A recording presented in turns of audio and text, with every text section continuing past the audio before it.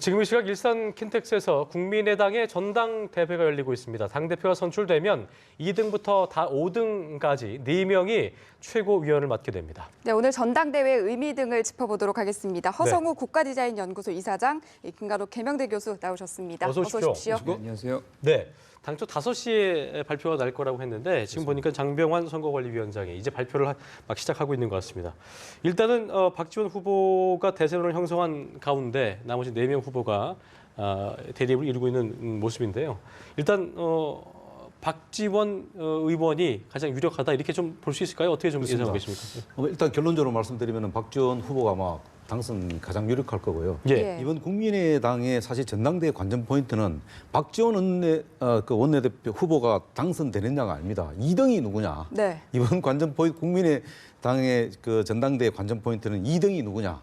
2등이 왜 중요하냐면은 2등이 지금 이제 그 가장 유력한 사람이 이제 원내에서 김영환, 문병호인데 문병호 지금 후보가 사실은 어떻게 보면 안철수 지금 전 대표가 지금 좀 밀잖아요. 비실장도 네. 했기 때문에 왜 중요하냐면은 안철수가 지지하는 후보가 만약에 2등이 되지 않으면은 사실 안철수 전 대표가 국민의당의 어떤 그 지지 기반을 잃어버릴 수 있다. 왜냐하면 원내대표도 좀 밀렸기 때문에. 그렇죠. 예. 거기다가 또 서울시당 위원장도 사실은 밀려버렸거든요. 예. 안철수 전 대표가 지지했던 사람들이 그러다 보니까 이번 그 전당대회 이후에 사실 뭐 박지원 만약에 의원이 당 대표가 되면은 사실 박지원 의원은 어떻게 보면은 집권 세력이에요. 과거에 예. 집권 세력이기 때문에 사실 그 전당대회를 치르고 나서 바로 대선을 임할 것인데 이 대선에서 안철수 대표를 내세워서 과연 그 대선에 승리하겠냐 하는 부분이거든요.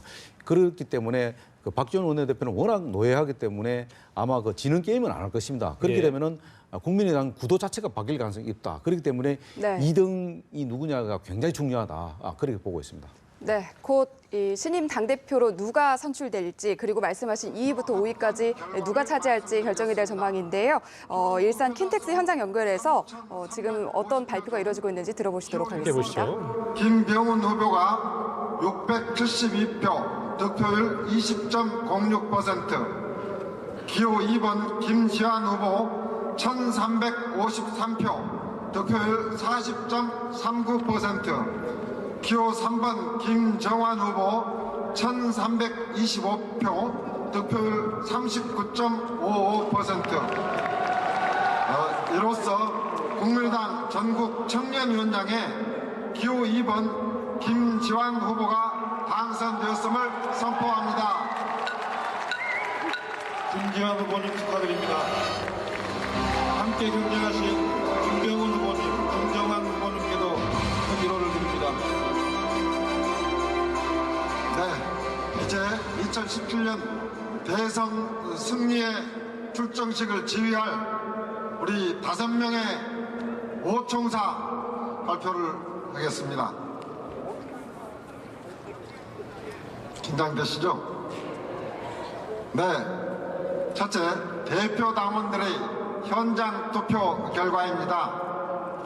총 투표자 수 4,406표 중 기호 1번 문병호 후보 1,978표, 득표율 44.89%, 기호 2번 손금주 후보 1,104표, 득표율 25.06%, 기호 3번 황주홍 후보 1,461표, 득표율 33.16%, 기호 4번 김영환 후보 1,673표, 득표율 37.97%, 기호 5번 박지원 후보 2,596표, 득표율 58.92%입니다. 둘째, 당원들의 ARS 투표 결과입니다. 총 투표자 수 30,508표 중 기호 1번 문병호 후보 15,037표, 득표율 49.29%, 기호 2번 손금주 후보 6,565표, 득표율 21.52%, 기호 3번 황주홍 후보 8,394표, 득표율 27.51%.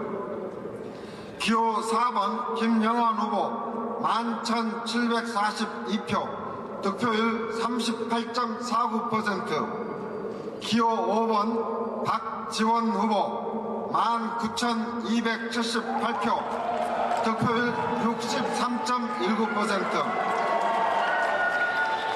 세 번째로 국민 여론조사의 득표율입니다.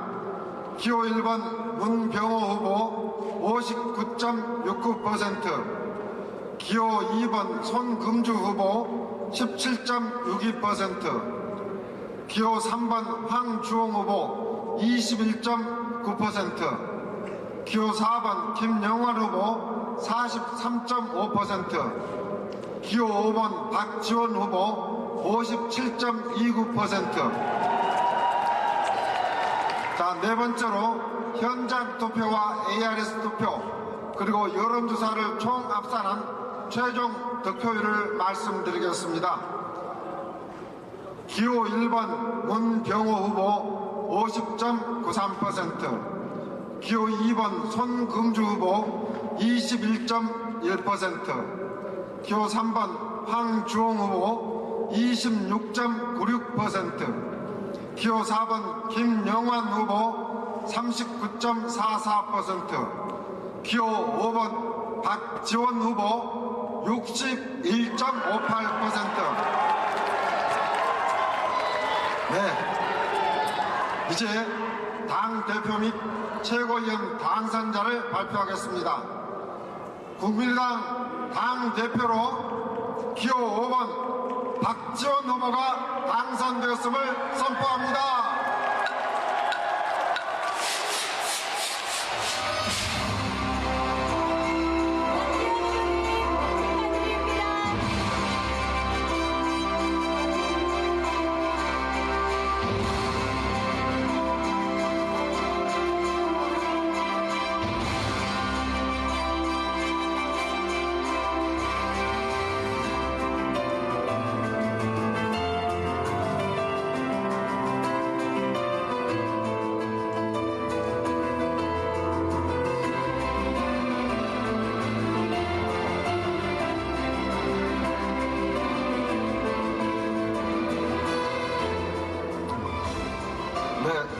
최고위원으로는 기호 1번 문병호 후보, 기호 4번 김영환 후보, 기호 3번 황주홍 후보, 기호 2번 손금주 후보가 당선되었습니다. 네, 일산 킨텍스에서 열린 국민의당 전당대회 현장 함께 모셨는데요. 발표가 장병환 선거관리위원장이 당원 투표 80%, 국민 여론조사 20%가 합산된 투표 결과와 당선자를 발표했고요. 저희가 예상을 초반에 했던 대로 좀 대세론이 펼쳐졌던 박지원 후보가 신임 당대표로 확정이 됐습니다. 자, 어떻게 보면 예상대로 됐다, 그러니까 큰 이변은 없었다 이렇게 볼 수 있을까요? 어떻게 그렇죠. 보셨습니까? 예상대로 그대로 이제 된 건데요. 일단은 이제 박지원 전 대표가 당선됐다는 거는 기본적으로 지난 원내대표와 비대위원장 그 과정 속에서의 어떤 리더십, 해왔던 리더십에 대해서 당원들이라든가 국민들이 어느 정도 안정적인 어떤 지원, 잘했다. 믿을만 한다. 예. 뭐 이런 평가를 좀 준 것 같고요. 예. 특히나 이제 대선 전국에서 지금 향후 굉장히 이제 격렬하게 이제 요동칠 이 대선 전국에서도 이런 어떤 안정적인 리더십이 또 필요하다. 예. 뭐 이런 부분에서 국민과 당원이 1위를 만들어준 그런 부분이 있다라고 생각을 하는데요. 예. 제일 중요한 거는 사실은 굉장히 중요한 어떤 딜레마 속에 빠지게 됩니다. 그래서 박지원 전 대표가 지금 당선이 됐지만 예. 상황은 굉장히 어렵다. 왜냐하면 당 지지율부터 제고를 시켜야 되고 당 후보 지지율도 지금 뭐 가장 잠재적으로 가장 강력한 후보가 안철수 전 대표인데 지지율도 지금 한 자릿수도 뭐 다 채우질 못하고 있거든요. 그런 부분의 어떤 이 부분을 개선시켜야 되는 그런 역할도 하나 있고 또 하나가 그러면서도 동시에 호남의 민심을 얼마만큼 이 전국에 잘 반영시켜야 되느냐 그런 이제 과제까지 같이 맞물려 있는 겁니다. 그리고 지금 나온 부분에서 본다면 사실상 문병호, 김영환 후보는 어떻게 보면 안철수 전 대표의 같은 이제 맥락에서 예. 친 안철수계라고 얘기할 수 있는데 네. 이분들이 2, 3위를 차지했어요. 네. 그리고 차이도 그렇게 크게 나지 않습니다. 그래서 실질적으로 자강론, 뭐 연대론, 뭐 이런 부분 속에서 일정 부분 이 박지원 전 대표가 가질 수 있는 어떤 자율성, 네. 정치적 자율성이 그렇게 크지 않을 수 있다. 그래서 당 내는 물론이고 당 외에서도 상당히 많은 타협과 조정 뭐 이런 역할, 정치력이 필요한 상황이 예. 지금 됐다라고 얘기를 할 수가 있는 것 같습니다. 네, 앞서서 얘기를 해주셨기 때문에 바로 여쭤볼게요. 이 김영환 그리고 의원, 문병호 의원의 성적을 바탕으로 안철수 전 대표의 입지에는 어떤 영향을 줄지도 좀 분석을 해주시죠. 예, 지금 이제 예상했던 대로 예. 그래도 안철수 전 대표의 입지가 조금 예. 체면 차리는 됐다. 근데 중요한 것은 뭐냐면은 사실 운전대 잡은 사람이 사실 운전을 하지 않습니까? 옆에 있는 조수석에 앉은 사람이 아무리 이야기해도 운전대를 잡은 사람이 사실 그 방향으로 가게 돼 있기 때문에 제가 볼 때는 이제는 지금은 오늘 이 순간 이후부터는 사실 자강론이냐 연대론이냐 하는 이게 둘 중에 하나를 선택을 해야 됩니다. 네. 근데 지금까지는 자강론에 안철수 전 대표의 자강론에 무게를 실었습니다. 네. 전당대회 때문에. 근데 아마 오늘 이 시간 이후부터는 아마 박지원 원내대표는 자강론을 접어두고 연대론으로 갈 가능성이 높다. 왜? 국민의당 지금 김 교수님께서 말씀하신 대로 국민의당의 지금 지지율이나 이런 것들이 전부 바닥이거든요. 또 심지어 지금 호남 민심까지도 좀 동요하고 있지 않습니까? 이런 상황에서 과연 자강론으로 갈 수 있겠냐 하는 부분이요. 그러나 박지원 원내대표는 워낙 노회한 정치인이기 때문에 당대표가 됐기 때문에 아마 자강론을 조금 숨겨두고 아마 연대론 쪽으로 해서 뭔가를 국민의당을 좀 전환시키려고 하는 그런 상황으로 몰고 가지 않겠나. 저는 조심스럽게 좀 그렇게 좀 그런데 예상해 봅니다. 어렵게 당 내홍을 이렇게 정리했는데 다시 연대론으로 기울 가능성이 이거는 지금 예. 저 선거를 앞두고 예. 선거를 앞두고 있기 때문에 각 그 후보들마다 나름대로 왜냐하면 또 후보들도 아까 전 문병호 후보도 어쨌든 안철수 대표의 어떤 지지를 받아야지 당선되니까 네. 그래서 그 부분은 일정 부분은 묵시적으로 사람들이 인정하는 부분이니까 그렇죠. 네. 근데 이제 자강론을 내세우기는 한동안은 어렵다. 왜냐하면 자강론이 아니라 연대론을 내세우기 굉장히 어렵다는 거죠. 연대론을 내세울 때는 연대 대상인 사실은 반 전 총장에게 쏠림 현상이 발생할 수 있습니다. 그래서 지금 가뜩이나 얼마 안 되는 지지율, 즉 안철수 전 대표의 지지율까지도 흘러갈 수 있기 때문에 예. 지금은 이 박지원 전 대표가 당을 추스리는 데 있어서 제일 먼저 해야 될 건 자강론, 즉 당을 자립적으로 하나의 어떤 공당으로서 지금 전국화도 해야 되고 뭐 기본적으로 지금까지도 어떤 호남 정치 정당이라는 색깔이 아주 크지 않습니까? 이런 부분들을 확대시켜 나가서 전국화시키고 당 후보를 이제 강력한 후보로 만들지 않으면 사실상 나중에 제3지대에서 파묻혀버리는 예. 즉 자기의 목소리가 굉장히 줄어드는 상황이 올 수밖에 없기 때문에 네. 잠정적으로는 나중에 가서 뭐 연대론을 펼지는 모르겠지만 한동안은 자강론 속에서 이 당을 운영해 나갈 수밖에 없는 구조적인 상황에 있다라고 생각을 합니다. 그 부분에 대해서 제가 저는 또 김 교수님하고 조금 다른 생각이 네. 왜냐하면은 사실 국민의당은 모양은 전국 정당입니다. 그러나 내용에 들어가 보면은 지역 정당이나 마찬가지입니다. 호남을 기반으로 한 국민의당이 존재 가치가 있는 겁니다. 그러면은 호남은 지금 역대 선거에서 굉장히 호남 유권자들이 전략적 선택을 해왔습니다. 그거는 뭐냐면은 호남 지역 분들은 이미 벌써 기득권 세력이에요. 집권 세력이에요. 그렇기 때문에 지는 게임은 하지 않습니다. 그리고 아무리 박지원 원내대표가 자강론이든 연대론을 한다 하더라도 호남 민심에 따라서 갈 수밖에 없다. 결국 호남 민심은 뭐냐? 흑모백매다 이거죠. 어쨌든 되는 쪽으로 가닥을 잡으라 하는 것이 호남의 민심일 겁니다. 그렇다면은 박지원 원내대표는 당연히 그렇게 따라갈 거라고 봅니다. 그거는 뭐냐? 결국 연대론을 통해서 뭔가를 국민의당을 재건할 수 있는 기회가 된다면 당연히 연대론으로 가야 된다고 봅니다. 네.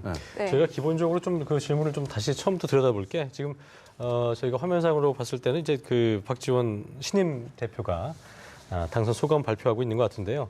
박지원 의원 정치사적으로 한국 정치사에서 어떤 인물인지 좀 설명을 해주실까요?